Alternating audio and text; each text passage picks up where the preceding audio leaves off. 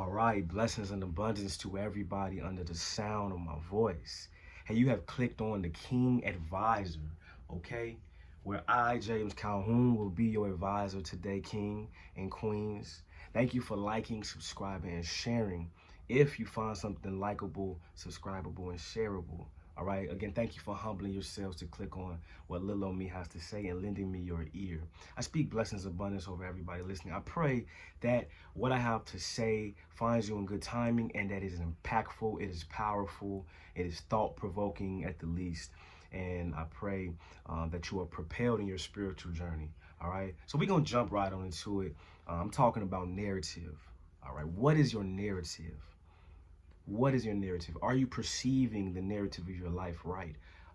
Have you considered the narrative of your life? So I want to tell you what I mean by narrative. Narrative, the way I'm using it, is the constant thing you tell yourself that justifies the events in your life. What are you telling yourself that makes sense of the existence of your life? Okay, and it's important that we get that right. When I think about narrative, I think about Forrest Gump.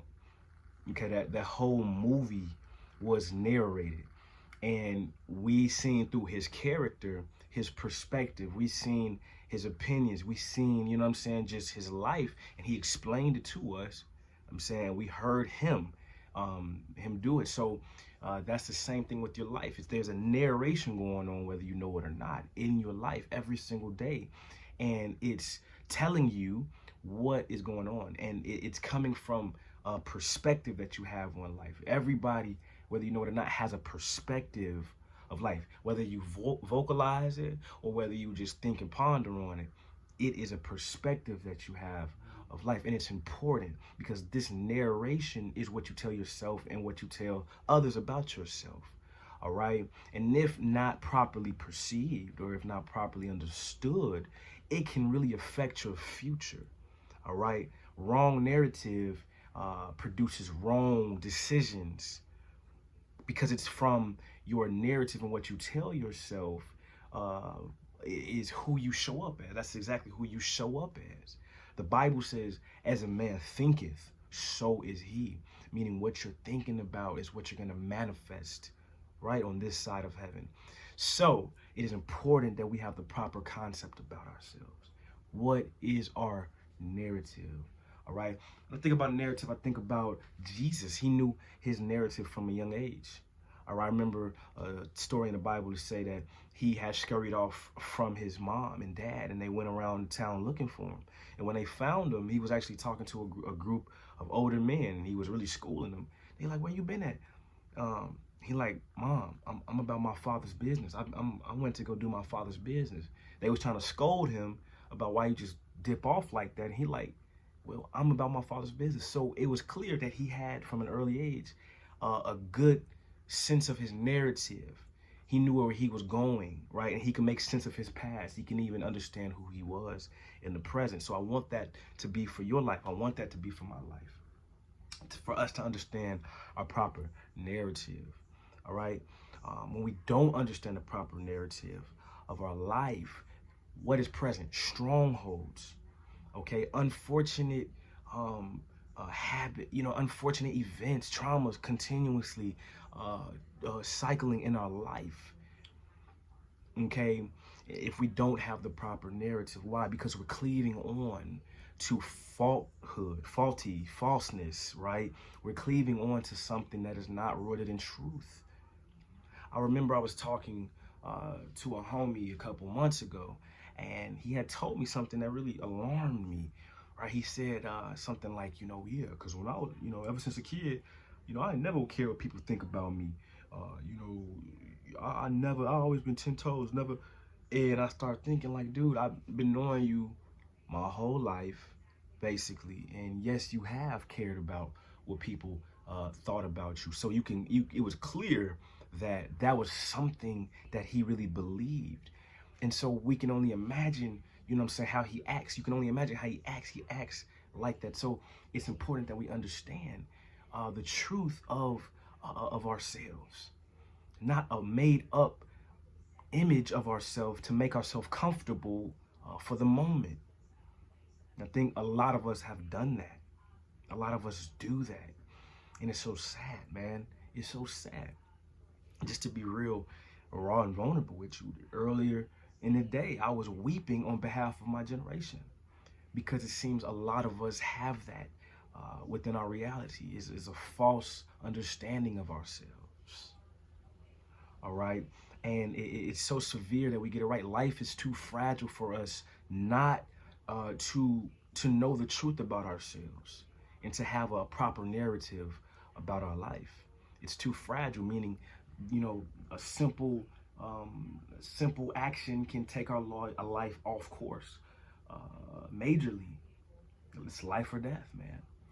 A simple action can lead to the elevation of our life, just like that. And so it's important that we know the truth about ourselves. So what they say is that the grave is the most richest place on earth because it's filled with a bunch of unused talents and unused gifts, right? And that's why I began to weep today, because the majority of people are not in the right narrative. And that may be offensive, right? Because we live in a day and age where if you seem like you're trying to dictate somebody's identity, man, they own you. They own you for real. And you know what I'm saying? It's like if you want to identify as a potato, and I'm telling you that you're not a potato, you're going to have thousands of groups advocating that you are a potato, protecting your right to being a potato, identifying as a potato, right? So I'm not trying to be funny, but it's like that's the truth. And so it's important that we get our identity grounded in truth, because if it's not grounded in truth, our future, we have no chance. We have no chance. We have no chance. All right. So what is your narrative, man? What is the story that you're telling about yourself, that you are understanding about yourself? You know what I'm saying? It seems like, especially in this generation, that the narrative that is popular to adopt is a narrative that I've been through the trenches, I've been through the mud, I got it up, I pulled myself up from my bootstraps by myself, ain't nobody helped me. It's like a look at me thing. I deserve to be liked because I got it from the mud. You know what I'm saying? And I'm not trying to take that away from anybody, because, hey, I mean, that may be your portion. That may have been what you've went through. And I've heard many stories where people have come from, you know what I'm saying, unhealthy backgrounds, and really use that to fuel them to get on course in their life. So I'm not taking that away, but I think it's important that we understand exactly the full scope and perspective of what we went through. I think a lot of us lock in on one aspect and one portion of our past, and if we're not careful, we ignore the full scope, and it becomes untruth. You know what I'm saying? So it's important that we know the true narrative of our life. And so when we want to know the true narrative of our life, we will understand it. We will, because the Bible says to lift up your voice for understanding. You know what I'm saying? People who need and want understanding are going to find it. They're going to understand it. So there's time to start asking questions and looking from within on, what did I go through? Why is it that I am the way I am? Why do I resent women? Why am I so hostile against authority? What happened to me? What happened to me? Why am I passive? Why can't I speak up for myself? What happened to me? All right, let's get rid of the story that we tell ourselves, and let's really dig down to get grounded truth. Why is it that I'm like this? Why am I so lustful? What happened to me? Okay, it's important that we know this. The Bible says, as a man thinketh, so is he. So it's like, if you're pondering and meditating on a certain story about yourself that is not real and not grounded in truth, that's who you are, and that's what you will manifest. If you believe that you are an overcomer, and you believe the word that God spoke over your life, then that's what you will manifest. If you believe that you are a rejected person, you will manifest rejection. You will manifest rejected relationships, and you will begin to feed off of rejected people, and you guys are gonna be one big rejected culture. You know what I'm trying to say? So it's important that we know the narrative of our life to move forward. See, the narrative is important for the past, the present, and the future. You know what I'm saying? That narrative covers that whole span as to why the past happened, what's happening in the present, and what's going to happen in the future. And if we don't have that correct,